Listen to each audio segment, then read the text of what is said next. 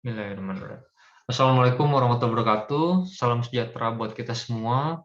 Saya Ferry Ferdian dan izinkan saya untuk membawakan materi berjudul Peran asam amino glutamin bagi tubuh, terutama pada sistem pernafasan. Sebelumnya saya ingin mengucapkan terima kasih kepada panitia dan sponsor yang memberikan kesempatan bagi saya untuk tampil pada pagi ini. Kita ketahui makanan adalah sesuatu yang dapat dimakan oleh makhluk hidup. Makanan itu sendiri dapat dibagi menjadi dua, yaitu zat yang bergizi atau bernutrisi, dan komponen yang lain yaitu komponen yang non-nutrien atau tidak bergizi. Selanjutnya, komponen nutrien itu sendiri dapat dibagi menjadi makronutrien dan mikronutrien. Mikronutrien hanya dibutuhkan dalam jumlah yang sedikit, sedangkan makronutrien contohnya seperti karbohidrat, kita highlight di sini adalah protein, dan lemak adalah komponen yang dibutuhkan dalam jumlah yang relatif lebih banyak. Kita lihat di sini adalah diet Mediterranean yang banyak dianjurkan oleh para ahli kesehatan, dan salah satu komponen di sini yaitu adalah fish atau ikan, yaitu komponen protein. Berbicara mengenai protein, komponen paling building block dari protein itu sendiri adalah asam amino. Telah diketahui kurang lebih ada 20 asam amino, dan asam amino secara mudah dapat dibagi menjadi asam amino esensial dan asam amino non-esensial. Asam amino esensial adalah sesuatu yang tidak dapat diproduksi oleh tubuh, jadi harus didapatkan diasup dari makanan. Kita lihat di sini ada glutamin dengan garis yang tidak terputus-putus, berarti asam amino glutamin adalah asam amino yang common atau yang tidak esensial. Bahkan glutamin itu sendiri adalah asam amino terbanyak dalam tubuh. Glutamin ini terdiri dari dua isomer, yaitu L-glutamin dan D-glutamin. Glutamin relatif tidak stabil dalam air dan mudah rusak dengan kondisi asam. Fokus kita pagi ini adalah pada glutamin, dan glutamin adalah bukan sesuatu hal yang baru. Dia sudah ditemukan dari tahun 1935 sebelum Perang Dunia Kedua, dan sampai sekarang pun masih terus dilakukan penelitian dan menarik untuk diteliti. Glutamin dapat disintesis oleh tubuh dengan bantuan enzim glutamin sintetase. Adapun organ atau jaringan atau sel yang banyak mensintesis glutamin diantaranya adalah sel otot rangka, paru-paru, liver, otak, dan sel lemak. Ini adalah produsen dari glutamin. Sementara konsumen glutamin itu adalah salah satunya sistem imun seperti leukosit, timosit, saluran cerna seperti enterosit, kolonosit, dan juga sel tubular ginjal. Terus apa saja peran glutamin bagi tubuh? Salah satunya sebagai sumber energi. Sumber energi setelah glukosa, karena glutamin banyak dalam tubuh. Dan juga sebagai donor gugus karbon untuk siklus Krebs. Kita lihat di sini adalah glutamin. Glutamin itu bisa dirubah menjadi glutamat dan dirubah menjadi alfa ketoglutarat dan masuk ke dalam siklus Krebs untuk memproduksi ATP. Sudah dijelaskan bahwa sel tubuh yang banyak menggunakan glutamin sebagai sumber energi adalah sel saluran cerna dan sistem imunitas kita. Peran lain glutamin adalah dalam proses regulasi asam basa. Di sini kita bisa lihat glutamin akan dipecah menjadi gugus NH4 atau gugus amonia dan gugus bikarbonat. Gugus NH4-nya ini akan dibuang melalui saluran kencing dan masuk dan menjadi urin. Sedangkan bikarbonatnya inilah yang berperan dalam regulasi asam basa di ginjal. Glutamin juga berperan dalam detoksifikasi amonia. Glutamat akan mengikat, sekali lagi glutamat dapat mengikat NH4 menjadi glutamin, dan gugus NH4 ini adalah beracun, gugus amonia ini beracun, dirubah menjadi glutamin. Glutamin ini tidak beracun di dalam darah, lalu diantar ke liver, dan sekali lagi glutamin dengan enzim glutaminase akan dipecah menjadi glutamat, dan gugus amonianya ini akan dirubah menjadi urea dan masuk disaring melalui ginjal dan dibuang menjadi urin. Dengan peran ini menunjukkan bahwa glutamin itu bisa menjadi suatu detoxifier untuk amonia. Selain itu, glutamin juga merupakan cadangan asam amino tubuh yang sewaktu-waktu dapat dipergunakan bila diperlukan. Ini bisa dilihat di sini, ini adalah darah, ini adalah jaringan tubuh, ini liver. Jadi ini semua bisa saling bertukar satu sama lain sesuai dengan kebutuhannya. Dan juga glutamin berperan penting untuk membentukkan nukleotida. Bisa dilihat di sini, glutamin masuk ke dalam sel tubuh melalui suatu reseptor SLC1A5. Lalu di sini glutamin dapat dirubah menjadi nukleotida membentuk seperti RNA ataupun DNA untuk kelangsungan hidup sel. Apa saja sumber glutamin alamiah? Kita ketahui tadi sudah dijelaskan bahwa glutamin adalah asam amino. Asam amino ini adalah bagian terkecil dari protein. Jadi kalau kita ingin tahu sumber asam amino glutamin, berarti kita bisa bagi menjadi dua, yaitu sumber protein nabati dan sumber protein hewani. Kita ketahui bahwa sumber protein hewani adalah sumber protein yang paling lengkap.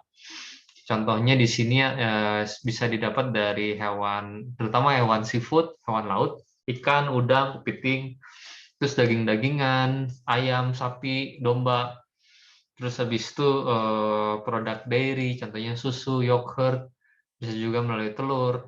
Sedangkan sumber protein nabati, contohnya adalah leguman, legum kacang-kacangan, turunan kacang kedelai seperti tahu di sini.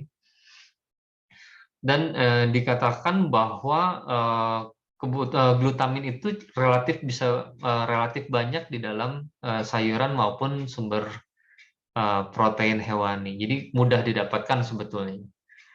Lender dan kawan-kawan menyatakan bahwa per hari kita mengkonsumsi glutamin kurang lebih 6,85 gram. Kita sudah ketahui bahwa glutamin itu memiliki banyak manfaat buat tubuh, terus bisa diperoleh dari berbagai sumber makanan, dan asam amino ini pun bisa disintesis oleh tubuh alias non-esensial. Tetapi rupanya dalam kondisi tertentu, di mana reaksi katabolik tubuh yang meningkat, tubuh bisa saja mengalami defisit glutamin, sehingga asam amino ini dianggap sebagai kondisi esensial asam amino acid. Kondisi katabolik yang dimaksud, contohnya adalah seperti kondisi sakit berat sepsis, luka bakar, burn, dan trauma atau injury. Bahkan banyak penelitian menyatakan bahwa kadar plasma glutamin yang rendah merupakan faktor risiko mortalitas. Lalu apakah suplementasi glutamin bakal bermanfaat buat tubuh kita? Kita coba buka di aplikasi pencari, lalu kita klik L-glutamin, didapatkan banyak sekali suplemen-suplemen yang tersedia di pasaran.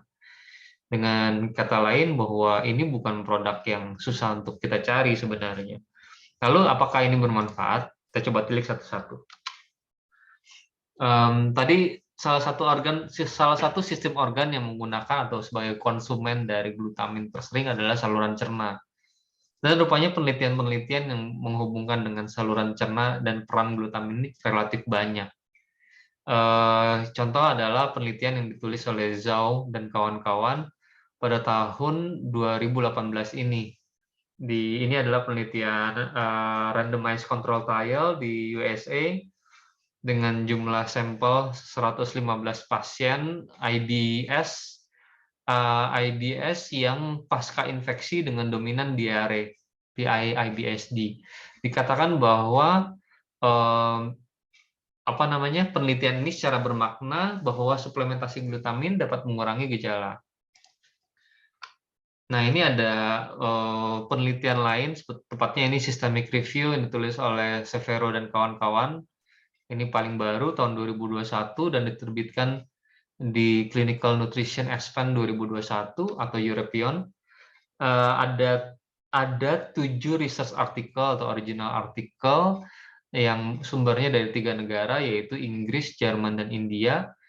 Dikatakan bahwa suplementasi glutamin baik per oral maupun parenteral dengan jarak yang berbeda-beda pada kasus IBD, ulcerative colitis, dan Crohn disease rupanya tidak bermakna untuk memperbaiki aktivitas penyakit, terus memperbaiki gejala saluran cerna, parameter inflamasi, maupun antropometri.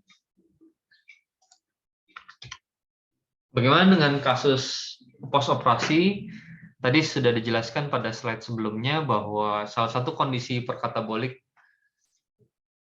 yang berperan, contohnya yaitu pada kasus sepsis, kasus intensif, kasus pasca luka bakar. Ya, nah ini ada penelitian dari Abuel Mak dan kawan-kawan tahun 2009 di mana nih? Di Egypt atau Mesir. Ini penelitian single center dengan jumlah N kurang lebih 40. Pasiennya yaitu pasien ICU pasca operasi yang membutuhkan total parenteral nutrition minimal 5 hari.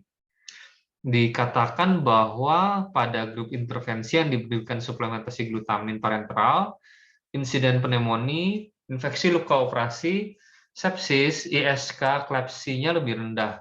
Demikian juga dengan length of stay ICU-nya atau waktu penggunaan ventilatornya juga lebih pendek.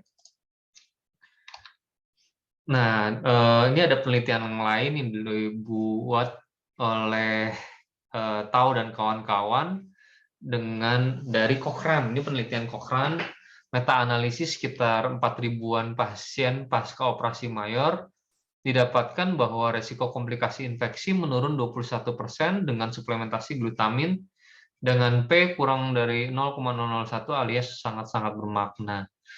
Bisa dilihat di sini confidence intervalnya pun tidak lewat dari angka 1. Kalau teman-teman sekalian pernah membuka Cochrane, pasti tahu bahwa setiap kali kita buka website ini dan membaca meta-analisis yang dibuatnya, kita cenderung kecewa karena banyak sekali artikel-artikel yang, oh ini nggak bermanfaat, makan ini nggak bermanfaat, makan ini nggak bermanfaat.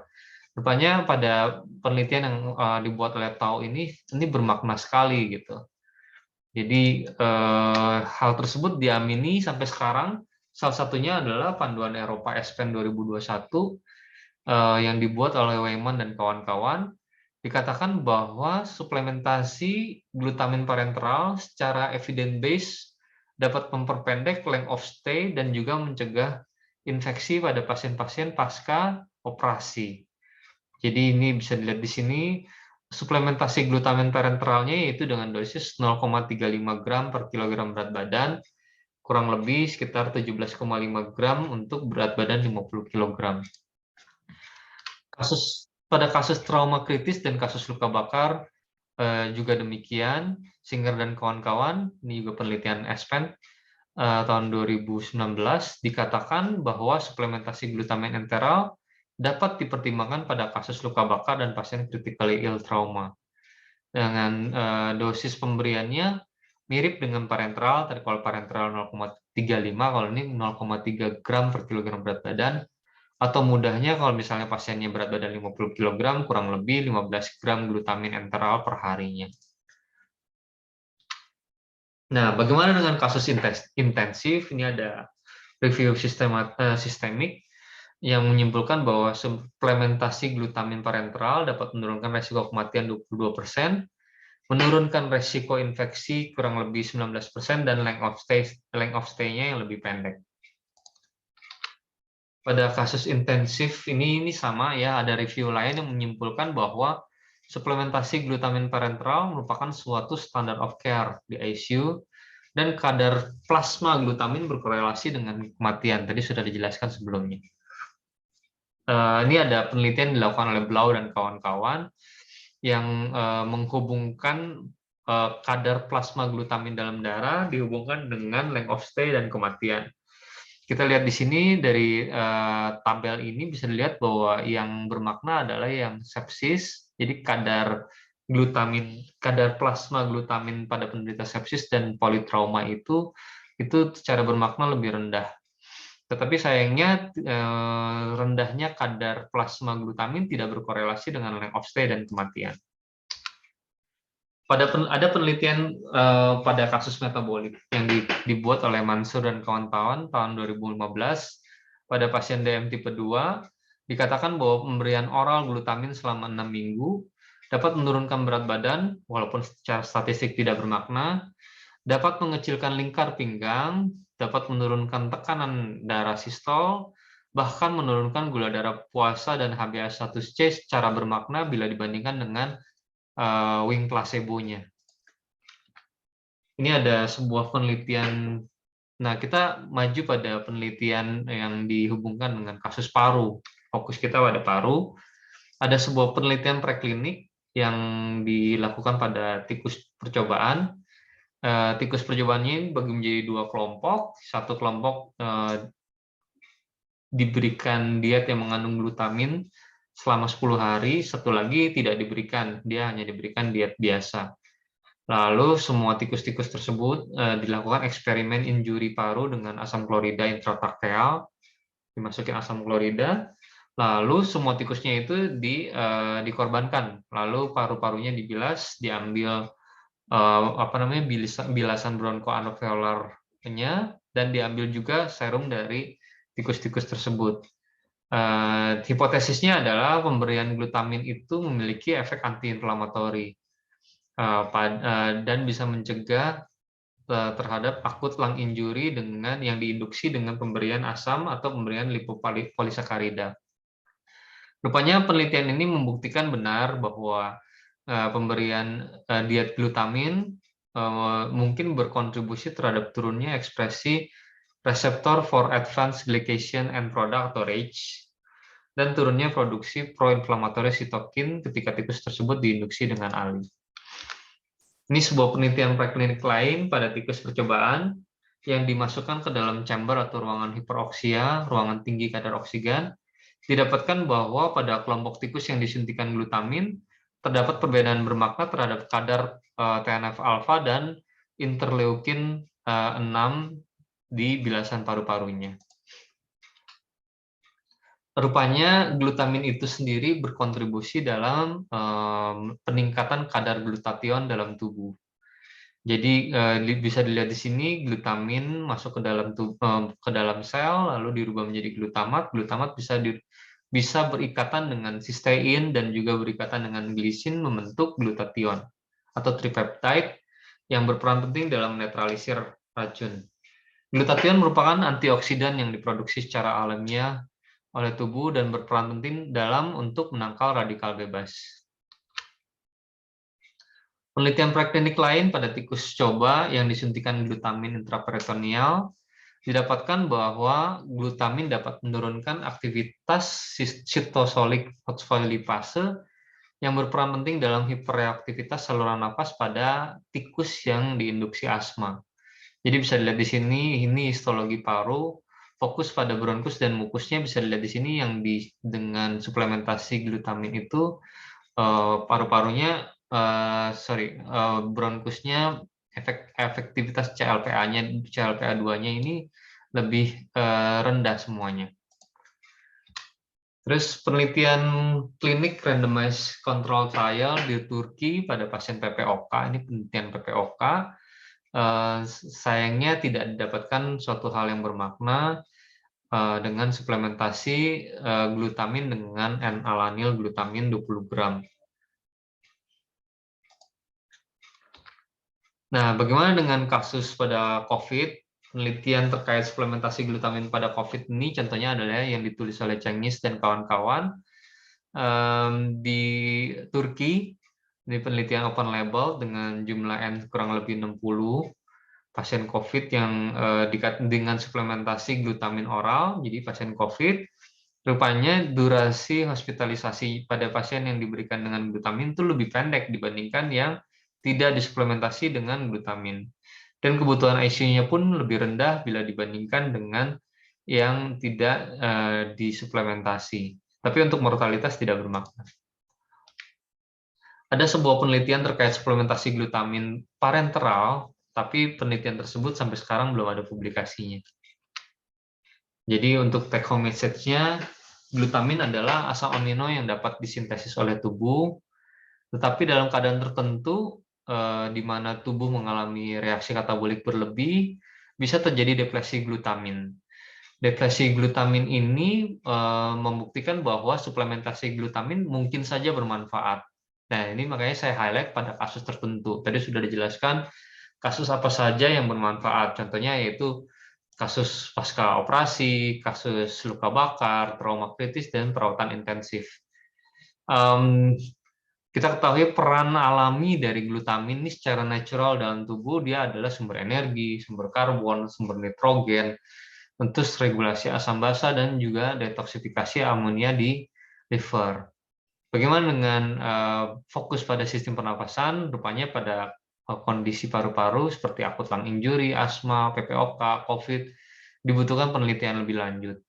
Tadi beberapa kali penelitian-penelitian yang menghubungkan dengan akut lung injury itu masih sifatnya hanya pada hewan coba. Asma juga hewan coba, yang PPOK tidak bermakna. Yang COVID yang untuk suplementasi peroral yang bermakna parenteralnya belum ada hasil. Oke, demikian, sekian dan terima kasih. Adapun kalau misalnya ada salah ucap, salah kata, mohon dimaafkan.